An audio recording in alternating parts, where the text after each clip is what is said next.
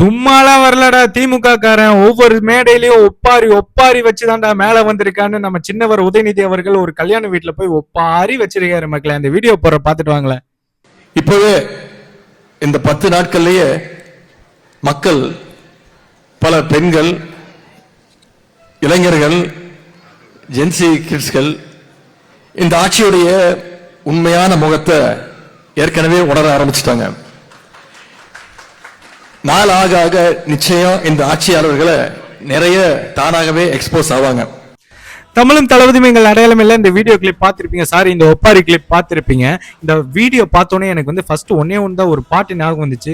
வெளில சொல்லாம உள்ள அழுகுறண்டா, அந்த பாட்டுக்கு அப்படியே ஆப்டா பண்ணிட்டு இருக்காரு அண்ணன். ஒரு கல்யாண வீடு மக்களே, அந்த கல்யாண மேடையில பேசுறதுக்கு வாய்ப்பு கொடுத்தாங்கன்னா மணமக்களை வாழ்த்தணும். அதை விட்டுட்டு தோல்வி ஜீர்ணிக்க முடியாம அண்ணன் உட்காந்து ஒப்பாரிய பாருங்களேன். அதாவது ஒண்ணு சொல்லுவாங்களே, இளவு வீட்டுல கிழவிங்க கூட இப்படி அழமாட்டாங்கடா, நீ ஏன் இப்படி அழுகுற அப்படின்னு கேட்பாங்களா, அந்த மாதிரி இருக்கு. நான் கேட்கல, கேட்கறத சொன்னேன். அப்புறம் 10 நாள்ல வந்து நம்ம ஆட்சியில வந்துட்டு ஏன்டா ஓட்டு போட்டோம், நம்மளோட உண்மை முகம்லாம் வந்து மக்களுக்கு தெரிஞ்சிருச்சாமா, ஏன் ஃபீல் பண்ண ஆரம்பிச்சிட்டாங்களா? அப்படியா மக்களே? மக்களுக்கு தெரிஞ்ச உண்மை முகம் என்ன தெரியுமா? 5 வருஷமா கேவலமா ஒரு ஆட்சி பண்ண உங்களோட உண்மை முகம் தெரிஞ்சு உங்களை குப்பையில வீசிட்டு எங்க தலைவரை முதலமைச்சரா ஆக்கி அழகு பாக்குறாங்க சார் மக்கள். இந்த 10 நாள்ல உண்மை முகம் யாரோட தெரியுமா தெரிஞ்சிச்சு? உங்களோட தான். பதவிக்காக எடப்பாடி அவர்களை எவ்வளவோ உரிமையில பேசிட்டு காலில் உழுகிறாருன்ட்டு நம்ம தளபதி சிஎம் ஆகக்கூடாதுன்னு அவரு காலில் போய் டிஎம்கே காரனுங்க மொத்தமா உழுக பார்த்தானுங்க. அண்ணன் திருமாவளவன் தடுக்காட்டி சந்தி சிரிச்சிருக்கும் அந்த திமுக, திருட்டு திமுக கட்சி. அண்ணனே கலைஞர் அவர்கள் தாத்தா திருட்டு ரயில்ல வந்தாரு, இவங்க திருட்டுத்தனமா பதவிக்கு வரலான்னு பார்த்திருக்காங்க. என்னத்த சொல்றது, இதுல உண்மை முகம், உங்க உண்மை முகம்லாம் வெளுத்து போச்சு. துபாய் போய் செட்டில் ஆயிருங்க, இல்லாட்டி சந்தானம் அவர்களை கூப்பிட்டு ஓகே 2 பண்ணி பொழைக்கிற வழியை பாருங்க. இனிமேல் ரெட் ஜெயிண்ட் வச்சு ஆடலாம், இது பண்ணலாம். அந்த மாதிரிலாம் ஒன்றும் பண்ண முடியாது கண்ணா, அது நடக்காது தம்பி. ராமதாஸ் ஐயா மாதிரி தான், சரிங்களா? பின்னாடி பாத்தீங்களா 2 பேரு தோத்த அமைச்சர்களே, அதுக்கு சாட்சி உங்களோட உண்மை முகம் வெளியே வந்தது. 18 அமைச்சருக்கு மேல தோத்துருக்காங்க மக்களே. அதெல்லாம் வந்து உங்களுக்கு தான் அந்த நன்றியை நாங்கள் செலுத்துறோம். ரொம்ப நன்றி. அண்ணன் சீமானுக்கும் இனி அண்ணன் உதயநிதிக்கும் தான் போட்டி, யார் ஒரு சீட்டு ஜெயிக்க போறாங்கன்ட்டு. அடுத்த எலெக்ஷன்ல அதை பார்ப்போம். அண்ணன் ஒப்பாரி வைக்காம அழுகாம இருங்கண்ணே. தைரியம் சொல்லுங்கப்பா யாராச்சும் அவங்களுக்கு, என் வரிசையில் இருக்கவங்க, அப்பதான் சந்தோஷமாவாரு. நன்றி மக்களை. முடிஞ்ச அளவுக்கு இந்த வீடியோ ஷேர் செய்யுங்க. ஸ்டாலின் சாரே ஒத்துக்கிட்டாரு, அவர் வந்து நல்ல ஆட்சியை நடத்தல, நான் கேவலமான ஆட்சி நடத்தினால்தான் தோத்துட்டு.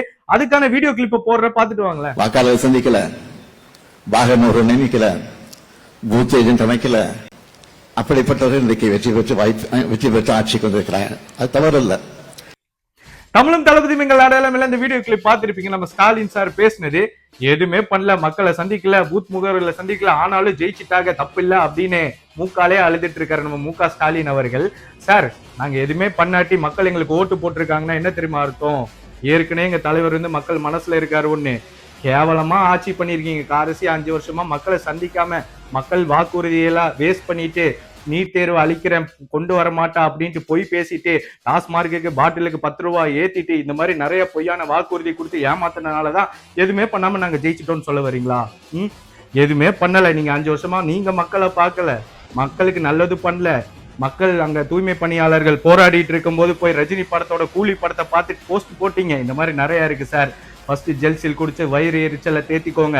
பின்னாடி இருந்த ஒருத்தர் திமுக தொண்டன் கத்ரா, இவர் பேசிட்டு இருக்கும்போது டீ கூட வாங்கி கொடுக்கலன்ட்டு. அவனுக்கு முக்கியமே இந்த டீ வாங்கி கொடுக்கறது பிரியாணி 200 ரூபா, 200 வெல்வோம். நீங்க 200 ரூபா கொடுத்துட்டு கடைசியில் உங்க தெண்டர்கள் உங்களுக்கு மொட்டை அடிச்சுட்டு போயிட்டானுங்க. பாத்தீங்களா சார்? பார்த்து பேசுங்க சார். மக்கள், எங்க தலைவர் வந்து சொல்லிட்டாரு, நான் கட்சி தொடங்குறதுக்கு முன்னாடியே ஒவ்வொரு வீட்லயும் அவங்க பிள்ளையா தம்பி அண்ணனா இருந்து வந்திருக்குன்ட்டு எல்லாமே இருந்துச்சு. உங்க பூத் ஏஜென்ட் கேட்டு பாருங்க. உங்க ஆள் 2 பேர் பூத்துல உட்காந்தனா எங்களுக்கு பேக்கப்புக்கு பின்னாடி 10 சிங்கங்கள் இருந்துச்சு பூத்துல உட்காருக்க. சிங்க பெண்களும் இருந்தாங்க. தலைவர் கொஞ்சம் கொஞ்சமா ஆட்டத்தை காமிப்பாரு, வெயிட் பண்ணி பாருங்க. ஸ்டாலினுக்கு நன்றி.